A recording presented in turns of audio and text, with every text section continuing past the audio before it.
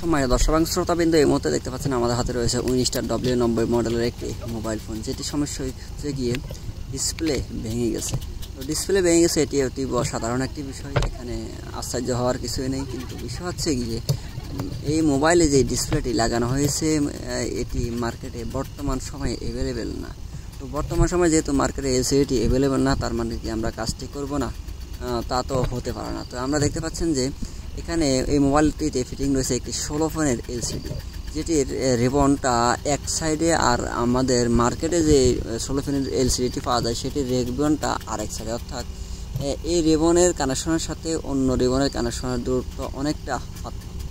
কিন্তু আমাদের যে বিশ্বাস, আমাদের মার্কেটে যে 16 ফোনের ডিসপ্লেটি এবং এই ফোনে যে 16 ফোনের ডিসপ্লেটি লাগানো হয়েছে, যদিও রিবনগত দিক থেকে একটু পার্থক্য রয়েছে, কিন্তু আমাদের মার্কেটের 16 ফোনের ডিসপ্লেটি এই মোবাইলে প্রতিস্থাপন করলে আশা করা যায় যে গ্রাফিক্স আসবে এবং ডিসপ্লেটি পরিপূর্ণ ওয়ার্ক করবে।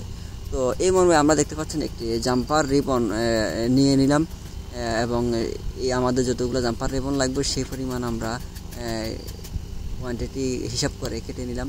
কেটে নেওয়ার পর আমরা জাম্পারিং করার পর দেখবো যে আমাদের কাজটি হয়েছে কিনা। দেখতে পাচ্ছেন আমরা জাম্পারিং ওয়েটটা নিয়ে নিলাম।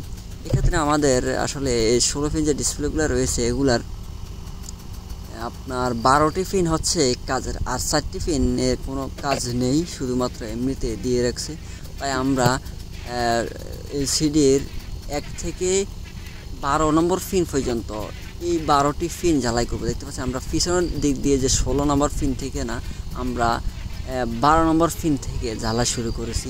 ডিসপ্লের 12 নম্বর পিন এবং আমাদের মাদারবোর্ডের যেই 12 নম্বর পিন আছে ওখান থেকে আমরা জাম্পারিং শুরু করছি।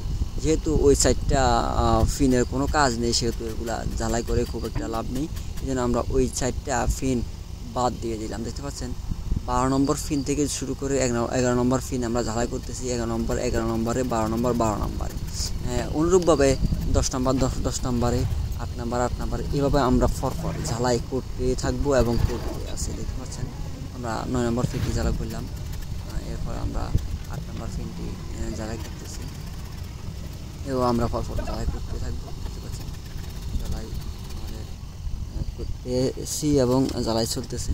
এক্ষেত্রে একটা জিনিস খেয়াল রাখার বিষয় হচ্ছে, যে নাম্বারের পিন থেকে আপনি জ্বালাই করবেন ডিসপ্লের ওই নাম্বারের পিনটি মাদারবোর্ডের কানেকশনের সাথে জ্বালাই করতে হবে, ব্যতিক্রম করবেন না।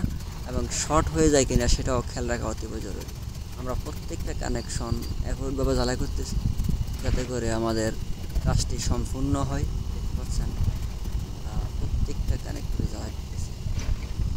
আমাদের প্রায় কাজ শেষের পর্যায়ে আমরা লাস্টের 2 নম্বর পিনটি আমরা 2 নম্বরে মাদারবোর্ডের সাথে জ্বালাই করলাম, এবং 1 নম্বর পিনটি মাদারবোর্ডে 1 পিনের সাথে জ্বালাই করলাম। এভাবে আমাদের কাজটি আশা করা হচ্ছে যে স্বয়ং সম্পূর্ণ হবে। আমাদের ডিসপ্লেটি কানেক্টিভিটি প্রায় শেষ। এখন আমরা যেটি করতে হবে, আমাদের যে ক্যামেরা এবং লাইট এবং আপনার স্পিকারের যেই রিবনটি রয়েছে এটি ঝালাই করতে হবে। আসলে মূল সমস্যাটা কিন্তু এখানে, ডিসপ্লেটি ঝালাই করেছি, কাজ হবে ইনশাল্লাহ, কিন্তু আসলে সেখানেই শেষ না। আমাদের মূল চ্যালেঞ্জটা হচ্ছে যে ক্যামেরা এবং স্পিকারের যে রিবনটি আছে এটি ঝালাই করা। কারণ হচ্ছে গিয়ে এখানে মাদারবোর্ডের সাথে পূর্বে যে ডিসপ্লেটি ছিল সেটির সাথে এই সেম ডিসপ্লে পাওয়া গেলে কিন্তু আমাদের এত বেগ পোহাতে হতো না। দেখতে পাচ্ছেন আসলে এখন অনেকটা বেগ পোহাতে হচ্ছে।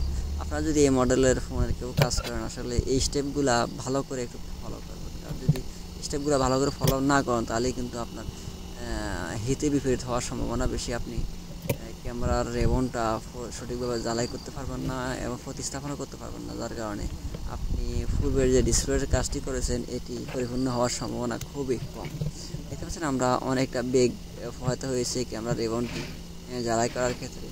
আবার শর্ট হয়ে যায় কিনা সেটাও মুখ্য বিষয়, দেখার বিষয়। দেখতে পাচ্ছেন আমরা একটি আমাদের স্টেপ দিয়ে দিছি যাতে করে ডিসপ্লে কানেক্টরের সাথে আপনার ক্যামেরা যে কানেক্টর রয়েছে সেটির সাথে কোনো রকম শর্ট না হয়।